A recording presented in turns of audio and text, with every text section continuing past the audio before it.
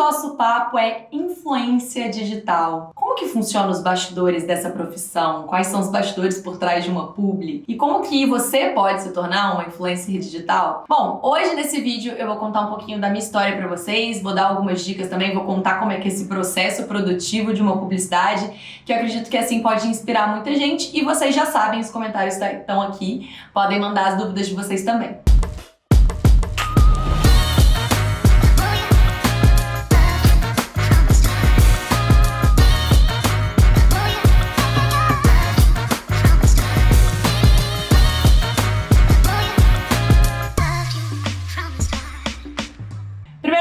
Então vamos começar do começo. Eu entrei na internet mais ou menos em 2014, no Instagram, digamos assim, né? Porque antes disso, eu confesso pra vocês que eu já tinha tentado algumas vezes ser blogueira. Eu tive alguns blogs, tive Flogão, Fotolog, Orkut, tinha várias comunidades. Tô entregando a minha idade aqui, né, pra vocês. Eu sempre gostei muito, né? Eu falo que eu sou comunicadora por paixão e profissão, porque eu me formei em jornalismo, mas desde antes eu já era apaixonada por comunicação, eu amava compartilhar dicas, ter essa troca com as pessoas nas redes. Então é algo que eu sempre gostei. E em 2014 eu fazia faculdade de jornalismo, eu tava no meio da faculdade, e aí era aquele período que eu já tinha testado vários estágios, aí eu não sabia se eu queria me formar e trabalhar com impresso, com TV, eu tava meio perdida, com algumas frustrações também, e eu tava em busca de um novo desafio. Naquela época, algumas influenciadoras começavam a aparecer no Instagram, né, porque vinham de blogs, então eu lembro que eu acompanhava a Tássia Naves naquela época, já acompanhava a Camila Coelho também, Na Cardoso, algumas meninas, Gabriela Pugliese, algumas meninas que começaram com blogs e que aí foram pro Instagram, e no caso da Gabriela Pugliese, por exemplo, que já começou no Instagram, e eu ficava admirando, falando, nossa, muito legal esse trabalho que elas fazem, né, é um trabalho compartilhar a vida delas, viagem, look, o que elas comem, as dicas delas, eu achava aquilo incrível, mas eu não sabia um caminho pra fazer o mesmo. Afinal, eu já tinha tentado blog algumas vezes e não tinha dado certo antes, né? E aí, no meio disso tudo, eu fui convidada pra participar de um concurso de beleza, o Miss Mundo Minas Gerais.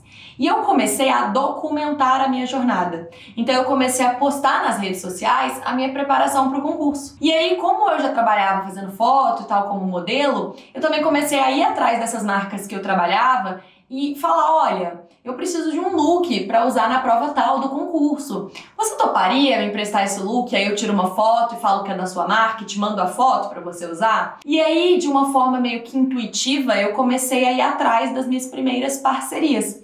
Eu não trabalhava como influenciadora ainda, tinha pouquíssimos seguidores, era realmente por causa do concurso, mas eu comecei esse movimento com um amigo na época, depois minha mãe me ajudou também. E aí as coisas foram acontecendo, porque eu ganhei o primeiro concurso de beleza que eu participei, e aí eu fiquei uns 7 meses me preparando para o primeiro concurso nacional que eu participei, e aí eu fui atrás de várias empresas, e aí isso começou a funcionar, e outras marcas começaram a vir atrás de mim. Quando eu vi, eu tinha uma oportunidade de negócio. E eu sempre fui uma pessoa muito estudiosa, muito certinha, muito correta, assim.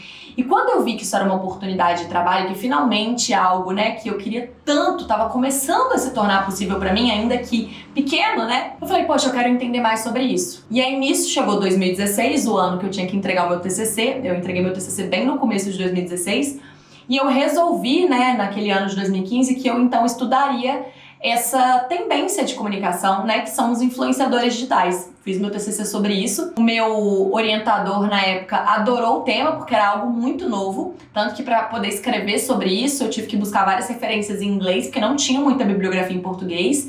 E aí, do TCC, eu apresentei artigo em congresso de comunicação, e de fato eu comecei a olhar para a influência digital como algo mais estratégico. Eu realmente consegui ver não só a experiência que eu estava vivenciando ali, mas como de fato funcionava aquilo e do quanto que aquilo poderia realmente ajudar marcas e empresas. E eu comecei a levar muito a sério. Aí eu comecei a pensar como que eu poderia ser mais profissional, como que eu poderia fazer ofertas para as marcas, como que eu poderia captar clientes. Fui atrás de desenvolver contrato, entendi que eu precisava ser MEI, né, de ser uma empresa para emitir nota fiscal. Fui regularizando tudo isso para de fato virar a minha profissão. E à medida que eu fui fazendo esse movimento, né, as pessoas ao meu redor foram me dando mais confiança também. Porque é normal, gente, tá? No começo, esse negócio de chamar de blogueirinha não é de hoje, não. Se hoje, que é uma profissão super popular, já que tem muita gente ganhando dinheiro com isso e que todo mundo sabe que as pessoas ganham dinheiro com isso, ainda tem gente que debocha, que coloca esse tom pejorativo em blogueirinha, imagina lá em 2015, 2016, quando eu comecei, que era muito mais ainda algo novo, sabe? Então, assim, até minha mãe, né, que me apoia em tudo, que sempre me deu a mão e falou, vai atrás dos seus sonhos. Ela tinha medo. Ela nunca deixou de me incentivar. Mas ela ficava, filha, você tem certeza? Isso não é muito certo, né? Você fez faculdade, você tem certeza que você não quer, às vezes, fazer um mestrado, você não quer tentar passar em algum processo seletivo de alguma empresa. E eu falava com ela, não, mãe, vai dar certo. Mas até eu tinha medo, eu confesso pra vocês. Eu não sabia muito bem, né, que caminho, que rumo tomaria o mercado da influência. E hoje, a Creators Economy só cresce. Eu, inclusive, tô indo pra Gramado. Não, quando esse vídeo sair, eu já vou ter ido pra Gramado pra participar de um painel falando sobre a Creators Economy com muita gente grande do meio. Inclusive, uma das pessoas que vai estar nesse painel comigo, o meu TCC, eu citei as obras dela, ela é uma pesquisadora da área, e realmente só cresce, né? E tem pessoas ficando muito ricas trabalhando no mercado da influência, não só com a cara, com a influência, né? Mas também nos bastidores, né? Assessoras, social media, e a galera que participa do processo produtivo mesmo, porque é muita gente. Então é um mercado que só cresce. E aí eu queria contar então um pouquinho pra vocês, né? Eu comecei dessa forma, como eu falei, é óbvio, tive vários processos, estudei muito influência digital. Hoje, por exemplo, eu tenho pós-graduação em influência digital pela PUC, que eu fiz durante a pandemia. Eu criei um workshop em 2017 para quem queria ser influenciador digital. Eu tenho palestras sobre influência digital e realmente virou algo pra mim que é a minha vida. Só que eu queria ir além um pouquinho com vocês. Eu queria contar mais ou menos como funciona, então, pra quem tem curiosidade, os bastidores desse trabalho. Porque aí você fala, ai Ju, mas como é que é? Porque as pessoas só veem os recebidos, eu não entendo direito o que você faz. Então eu vou dar uma resumida aqui, mas só para vocês entenderem o cenário, tá? Basicamente hoje, como eu já trabalho há um tempo como influenciadora, a maior parte dos meus trabalhos chega até mim. Então, a maioria são clientes que entram em contato querendo orçar o meu trabalho. Então, normalmente a marca entra em contato, fala o que ela precisa, o que ela tem de ideia e que ela quer trabalhar comigo e pede uma proposta, pede um orçamento para um trabalho. Esse é a maioria dos casos, viu? Óbvio, né, que ainda tem algumas marcas que não entendem direito como funciona o trabalho e elas chegam mais cruas, pedindo opinião, falando que querem trabalhar comigo, mas pedindo sugestão do que podem fazer. Ou então tem marca que até, né, ainda acha que é só mandar algum lookinho que eu vou lá postar. Aí com essas a gente tem que explicar um pouco mais. Eu falo a gente porque hoje eu tenho uma assessora, mas nem sempre foi assim, por muito tempo eu fiz tudo sozinha, tá? Tudo isso que eu tô falando pra vocês eu fazer sozinha. Mas enfim, a marca chega e aí ela fala o que ela precisa, né? Quando ela não fala o que ela precisa, eu e minha assessora, a gente começa uma série de perguntas pra entender a demanda, até pra gente montar uma proposta, né? Por mais que às vezes tenham marcas que já chegam falando, eu quero uma sequência de stories, um feed e um reels. Tem outras que deixam em aberto, mas aí a gente vai oferecer algumas ideias e elas vão escolher. E aí depois desse contato inicial, eu passo meu orçamento, passo uma proposta pra marca. Se a marca aceitar, falar, olha, ok, o orçamento foi aprovado, aí a gente faz um contrato, tá? É muito importante ter o contrato e com tudo que foi combinado bem definidinho ali para evitar dor de cabeça, gente. Então, quantos posts vão ser, quando vai ser, por quanto tempo a marca tem direito de uso de imagem, onde ela pode veicular, se é só em rede social, se ela pode pôr em site, se ela vai pôr na televisão. Também é muito importante ter todos os detalhes, se vai ser um post collab, se a marca pode pegar o post e fazer repost, por quanto tempo ela pode fazer esse repost, depois como ela vai te pagar, quanto, até quando, se vai ter alguma parte em permuta, se a marca vai mandar os looks que ela escolheu, se eu vou poder escolher, se os looks ficam comigo eu tenho que devolver. É importante ter tudo muito bem delimitadinho, tá? Eu tive uma pessoa que fez esse contrato pra mim, uma advogada que eu contratei, e ela fez um modelo de contrato e agora normalmente a gente edita as cláusulas quando é um contrato que talvez seja diferente do que eu tô habituada a trabalhar, um trabalho novo que a gente nunca fez. A minha irmã tá finalizando a faculdade de Direito e ela trabalha no estágio dela com contrato, às vezes ela dá uma olhadinha e tudo mais, mas é muito importante que você tenha alguma assessoria jurídica, viu? Depois que o contrato é assinado, a gente parte para a parte do briefing. Esse briefing é muito importante. O que é o briefing?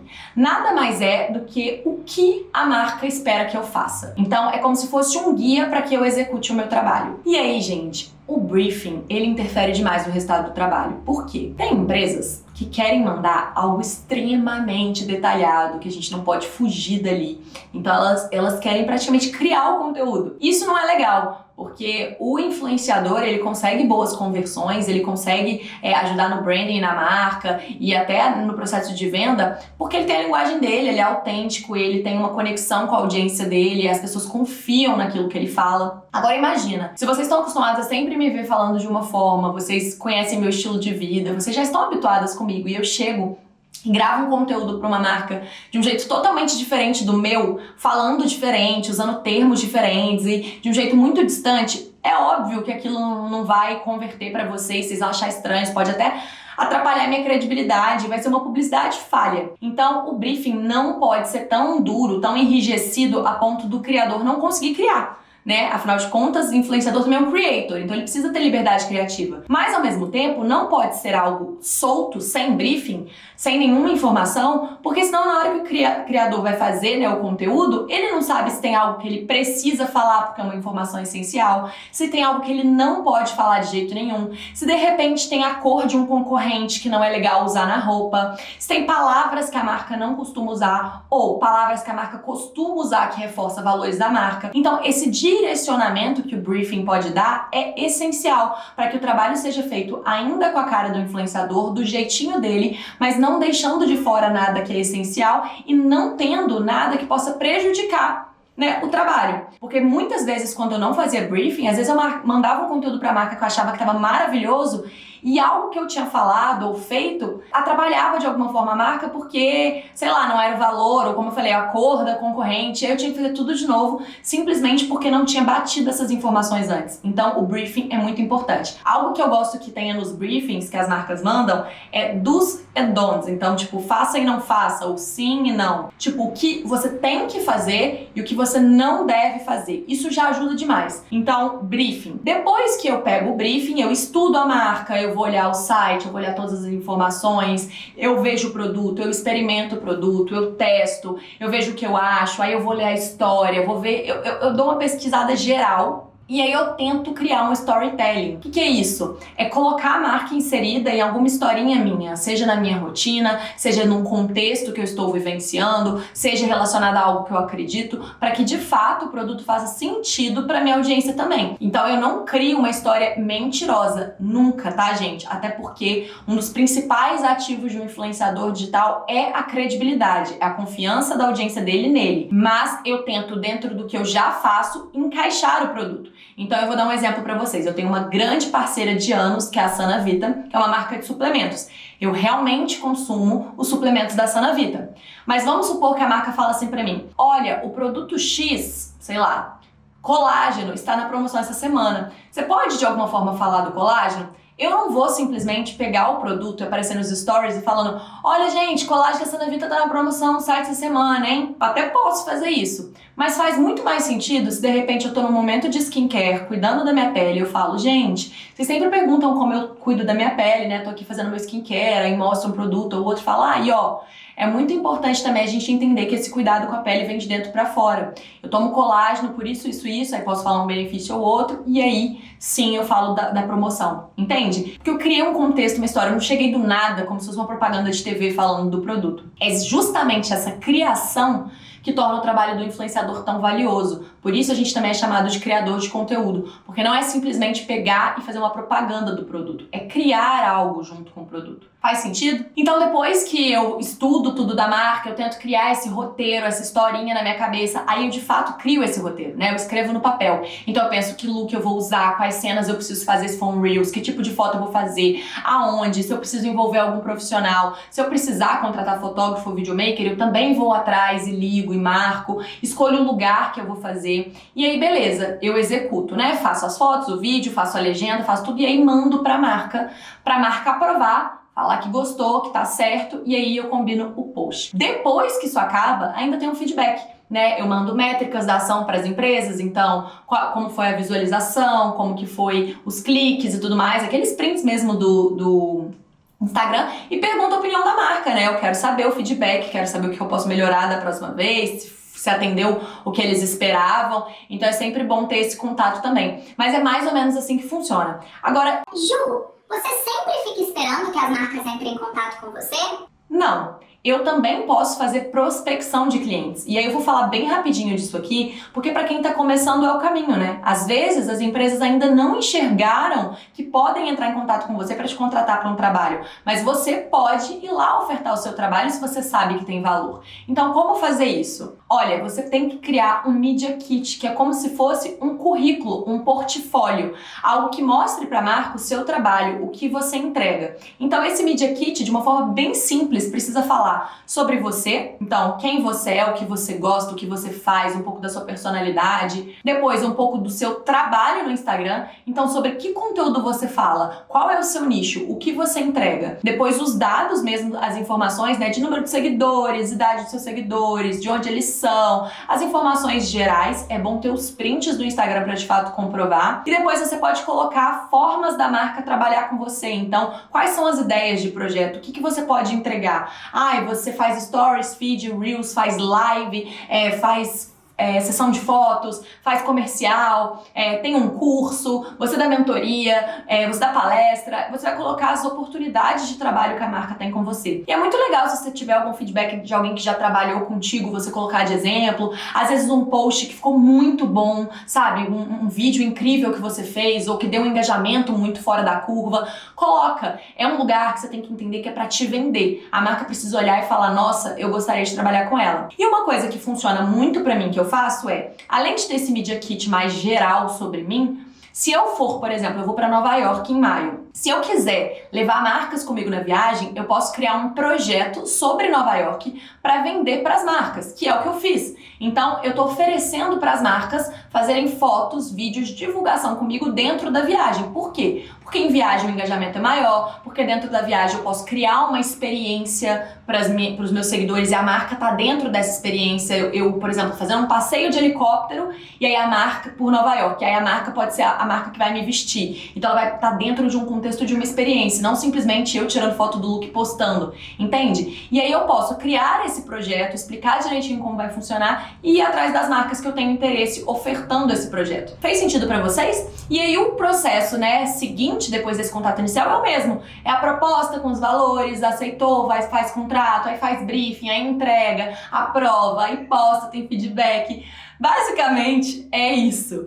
E aí, gente, só quero que vocês lembrem, o criador de conteúdo, o influenciador, ele nunca pode esquecer que o que faz com que as marcas se interessam em estar relacionadas a ele é justamente a relação que ele tem com a sua audiência, que é essa relação que eu comentei de confiança, de credibilidade, de conexão, de senso de comunidade. Quanto mais forte for a relação entre o influenciador e as pessoas que o seguem, mais a marca vai ter interesse em anunciar ali, porque ela sabe que aquele influenciador é levado em consideração, as dicas daquele influenciador são levadas em consideração. E se o influenciador tem um posicionamento legal, tem um propósito muito claro e realmente deixa isso transparente para os seguidores, também faz sentido para a marca associar a essa imagem e não necessariamente só pensando em venda, em conversão, mas poxa, a figura desse influenciador é tão bacana que eu quero minha marca associada a ele. E também a questão do conteúdo que eu falei, se a pessoa consegue entregar um vídeo tão legal, um conteúdo tão legal com a marca inserida, a marca às vezes também não paga só para ser vista, mas para ter aquele conteúdo até para replicar nas suas redes depois. Então é realmente uma cadeia gigante com um infinito de possibilidades e que eu quis ilustrar um pouquinho nesse vídeo aqui para vocês, para quem sabe despertar aí uma sementinha para quem quer começar no digital, porque como eu já falei para vocês, a gente pode e deve colocar nossa mensagem no digital. A gente pode e deve destravar nossa comunicação para que a nossa mensagem vire lucro. E se você quiser me ajuda, tem links aqui na descrição desse vídeo para vocês conhecerem um pouco mais da minha mentoria, do meu curso. Vai ser um prazer ter vocês junto comigo, tá bom? Deixa o seu like para esse vídeo chegar para mais gente e se inscreve no canal, que toda quarta-feira tem vídeo novo. E eu estou ficando distraída porque minha gata tá miando querendo entrar aqui. Então beijo! Fui!